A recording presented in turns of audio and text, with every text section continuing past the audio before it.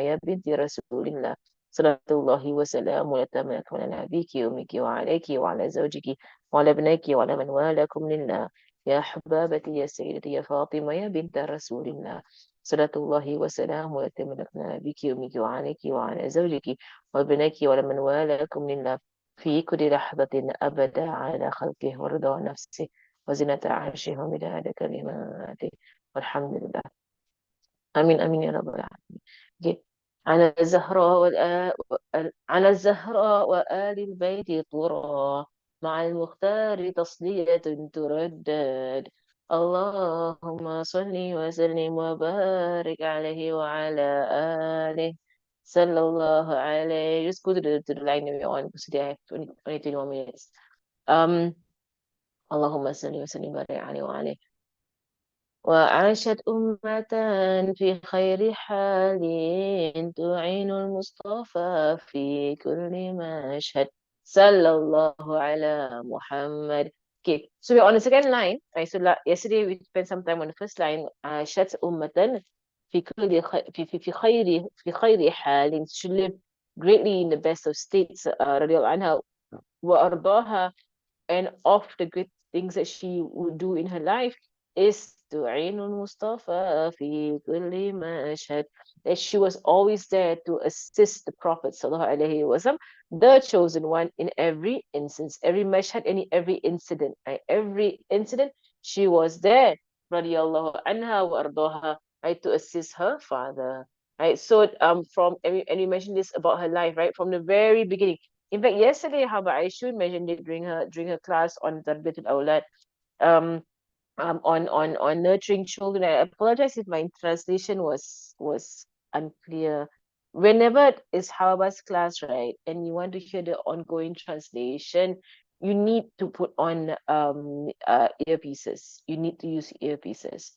You need to. And anyway, it just also protect Haba's voice. I think it's the best way to protect Haba's voice from being heard by men, right? So just you gotta put on earpieces.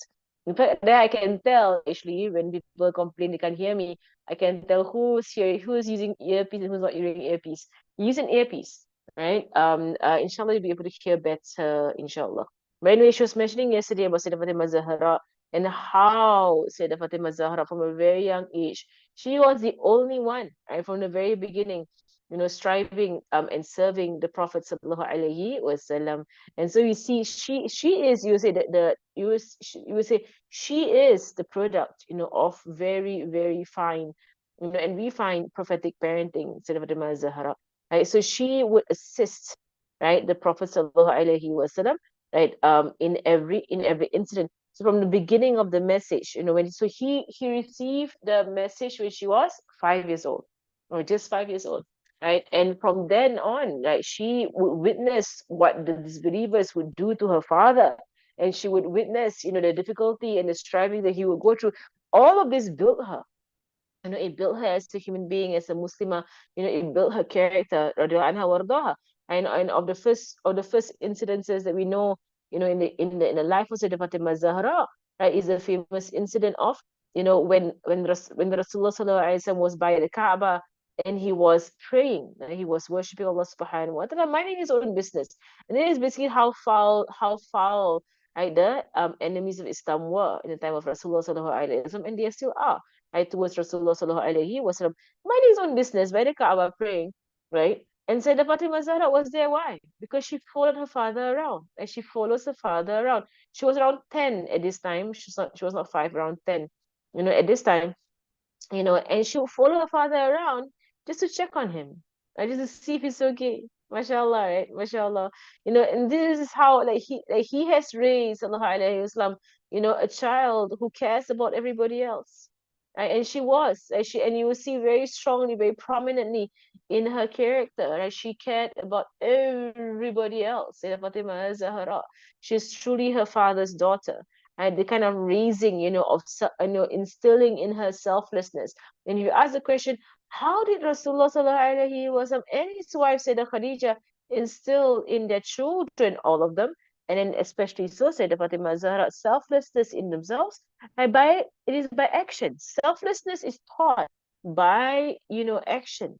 right? Because Sayyidah Khadija herself was an emblem of selflessness, and she was all about selflessness with no complaints, never complaining, right? And Rasulullah Sallam himself, right? Selflessness without complaining, and of course in the most beautiful way, right? And so his children, and of course Sayyidah Fatima Zahra especially, right? They grew up with this very strong trait of selflessness. That we are in so much, there's so really desperately we need this trait, right, to be in ourselves and to be in those around us, especially our children. Raise them to be selfless. Right? The world that we're in is a world that is selfish. It's a very selfish world. People just think about themselves and their rights and their comfort and their this and their that, right? And not thinking about anybody else. So when she was 10 years old, I said she was watching her father worship by the Kaaba, right? And this was just the way she was. And this is the way that was just the way that she was, that she would follow him around, sallallahu alaihi wasallam, when some of the foul disbelievers, right, by the Kaaba, right, that they challenged each other, right? To go and throw some entrails or the insides of a camel. Because people used to go in Jahiliyyah, they used to go to the Kaaba and they would do their sacrifice, right? And what they would do after they sacrifice the animal is that they would throw the blood and the meat, right, by the wall of the Kaaba. They used to do that. It's disgusting, right? I can't imagine, like you have to walk past this rotting pile of blood and meat. How disgusting and how smelly, but Shaitan beautified their deeds for them, and it was a custom, even though it was the most disgusting custom ever, right? But everybody, they were doing it. So anyway, someone had come and they had slaughtered their camel and left the dead animal there to rot, as was their custom. And then so one of the disbelievers saw, and they said that there was Abu Jahl, and he said, no, who would take these entrails, right, this intestines of this camel, and throw it on the back of Muhammad, right, as he goes into sujood. And of course, one of the worst of them, the enemies of Islam, right, he said, I will do it. And he took the intestines and the rotting meat and blood, right, and he went to Rasulullah sallallahu alaihi wasallam, and he threw it on the back of Rasulullah who was doing sujood. And he was not bothering anybody. He was not, he wasn't doing anything, sallallahu alaihi wasallam. This is what they were doing. Right? They were bullying him, right? They were abusing him. And this is the way they were, right? Subhanallah. And so the Fatima Zara, she saw what happened. Like she ran to her father, sallallahu alaihi wasallam. She ran to him, in the famous story, and she cleaned off his back. This is an example to show, she was always there to assist Rasulullah sallallahu alaihi wasallam from the beginning. From the beginning as a young girl, she's one of the first people to be to assist her father, and she had no fear, of the disbelievers who are adults, male adults, and after she cleaned off his back, she turned to them and she reprimanded them, she scolded them, right? A 10-year-old child, right? Scolding these adults who are behaving like monsters, shayateen, hawla. And they're behaving like they're shaitans, these adults. And they felt embarrassed that the young girl was scolding them. Then after that, she turned to Rasulullah sallallahu alaihi wasallam and she began to cry. And Rasulullah sallallahu alaihi wasallam said to her, "Oh my daughter, do not cry. Do not cry." And here are his famous words, sallallahu alaihi wasallam, that we are seeing manifest today, where he said, "For indeed your father's religion will enter into every household." Right? Your father's religion will enter into every household. And we are witnessing that right now, literally, in the past, you see entered every household by people going out. They're going to the masjid, they're going to majlis, they're learning the religion.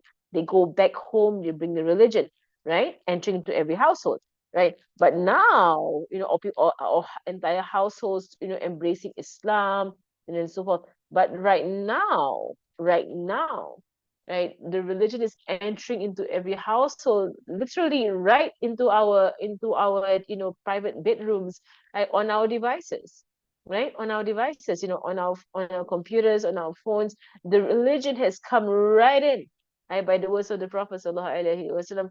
And then of course, so Fatima, we can go into so many examples of her assisting the beloved sallallahu alaihi wasallam from the time she was a child, right? During the boycott, she saw and she witnessed, how um she witnessed how her father and her mother would sacrifice of their own needs for the needs of others during the boycott, whereby the family was boycotted, the entire tribe of Bani Hashim, Bani Muttalib were boycotted for 2.5 years by these believers to force the family of Rasulullah Sallallahu Alaihi Wasallam to give him in, to be executed, to be killed.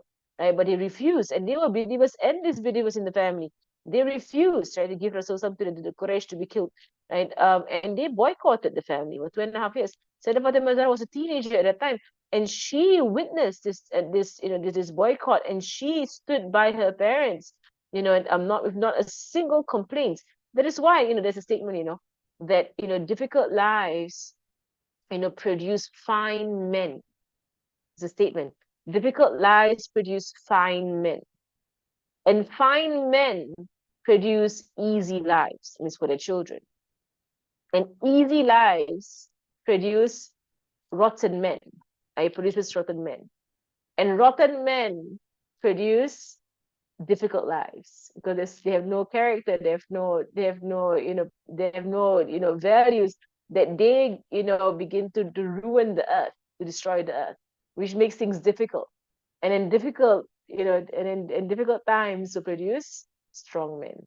It's like a cycle, Those who go through difficult times, they gain in character, they gain in, they gain virtues, they gain in, in personality, they gain because they went through difficult times.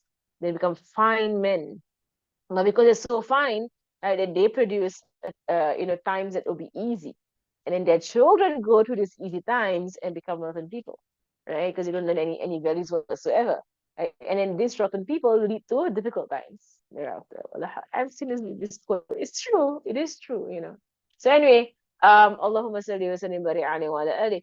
Right, so during the boycott, right, which happened, he said Fatima Zahra, and she lost her mother by the end of the boycott. Sayyidah Khadija passed away, right, and then thereafter in the migration and in Mecca and Medina, right, in Medina, upon with the wars, right, the continuous wars that were happening, right, every year, right, there was a major war that would happen between the Muslims and the disbelievers, and Sayyidah Fatima Zahra was there, always always there, ready to assist Rasulullah Sallallahu Alaihi Wasallam in nursing the wounded, in nursing her father, in helping the Muslims, radiallahu anha wa ardaha. So she has always been, part of the da'wah of Rasulullah Sallallahu Alaihi Wasallam, du'in al-Mustafa fi kulli mashhad, radiallahu anha wa ardaha, sallallahu ala Muhammad.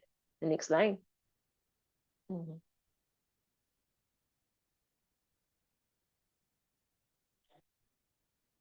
وترفع و the correct line. وترفع رايات الأخلاق حسنا حصينا في سماء المجد فرقد. Right, so Sayyidah Fatima al-Zahra, right, she raised the banner of good character in protection, حسنا, right, ترفع راية الأخلاق حسنا, right, so, and the word حسن here is actually a very important word right now, but I'm not sure why it's not there, right, حصينا في السماء المجدي فرقد. Right, so Sayyidah Fatima al-Zahra, right, she raised the banner of good character, right, she raised the banner of good character, Husnan, as a protection. And good character is a very strong protection. Right? It is a very strong protection for a human being, right, to live your life with good character. And of course, this is from the training of the Prophet Sallallahu Alaihi Wasallam, her being the finest, the top graduate from the school of Rasulullah Sallallahu Alaihi Wasallam. Right? So she, right, would always uphold high character in her entire life, mashallah. Right? So with regards to truthfulness, Sayyidah Aisha, she would say that I have never seen anyone more truthful than Fatima except her father. Right? I've never seen anyone more truthful than Fatima except her father. Generosity, radiallahu anha wardaha, right? She would give of charity when she did not have, right? They would rather go hungry, and go day after day not eating anything, right? And then give out in charity to whomsoever knocks on their door, they would give, This is the family of Rasulullah sallallahu alaihi wasallam. This is all. It's always a character. Right? Has there been any form of vulgarities or bad words or bad statements that has come from her blessed lips? Never. Right? Never. And really, how you speak, that's a sign of character. How you speak. And we are in the calamity of our zaman where people say very, very foul words all the time as if they're punctuations. It's so ugly. And this is one of the things why I don't understand how people can allow, for your children to watch all this rubbish because it's so filthy, so incredibly filthy. The words, even if it's not, like outright vulgarities, just the way they speak is just completely unrefined, very unrefined speech. Not at all the way of our Prophet and Zainab Fatima Zahra at all. Can we refine our speech? Can we refine our speech? In schools, I mean, I remember when I was in school, especially, in when I was in JC, because I don't know why, right? But or even in university, right? People are just so quick to use vulgarities. I never understood why. Why can't you just, say a good statement, instead of being so vulgar, right? Wala hawla wala quwwata illa billah. So a sign of good character is refined speech, right? Refined speech. Know how to ask, know how to say it, know how to speak, right? Know how to express yourself. This all is our forms of refined speech. If you are finding that your children are not doing that, then question yourself why. And why can't they speak well? And the highest form of character is refined speech when you're upset. When you're upset, right? When you're angry, when people are fighting or arguing. Because Rasulullah Sallallahu Alaihi Wasallam said, and of the signs of a hypocrite is that when they argue, they go overboard, right? When they argue, oh, suddenly all kinds of words and accusations and name calling and all the ugliest things begin to manifest at their lips. That is a sign of a hypocrite, right? Someone's doing that. And when they argue, they go overboard, right? Or they transgress. And they begin to take jabs at people's character, people's lifestyle, people's habits. They will point out everything, and then blame them in that way and run them down. These are all traits of a hypocrite. Hypocrite. I say that Fatima az-Zahra, no matter how upset she was, no matter what came into her life, no matter what it was. I said that Fatima Zahra, she never showed anything except perfect character in how she would speak, how she would respond, how she would handle the matter. Radiyallahu anha wa ardaha. Like a shining حصينا في السماء المجد فرقد. So in a sense, so this character, it is, you say it's like a star in a sense. It is prominent. It is prominent, her good character. It is prominent. And inshallah, as you go through our class on good character, on the quest for virtuous character, every character in there, you'll find it in Sayyidah Fatima az-Zahra, right? Because it was trained in her by Rasulullah sallallahu alaihi wasallam, who is the standard of good character. He is the standard, right? The highest level of good character. That is our Prophet sallallahu alaihi wasallam. إِنَّكَ لَعَلَى خُلُقٍ عَظِيمٍ. By Allah's testimony, indeed you, O Prophet, you're on a vast, immense character. Radiyallahu anha, radiyallahu anha wa ardaha, wa sallallahu ala sayyidina Muhammadin wa ala alihi wa sahbihi wa sallam. Walhamdulillah. Okay, we're going to stop here for today, inshallah. Tomorrow we'll continue. Barakallahu feekum. وصلى الله على سيدنا محمد وعلى آله وصحبه وسلم والحمد لله رب العالمين. الفاتحة. أن الله يرزقنا علما نافعا وعملا خالصا وإلى أرواح معالمنا مشايخنا والذوي الحق علينا وإلى حاضرة النبي محمد صلى الله عليه وسلم. الفاتحة.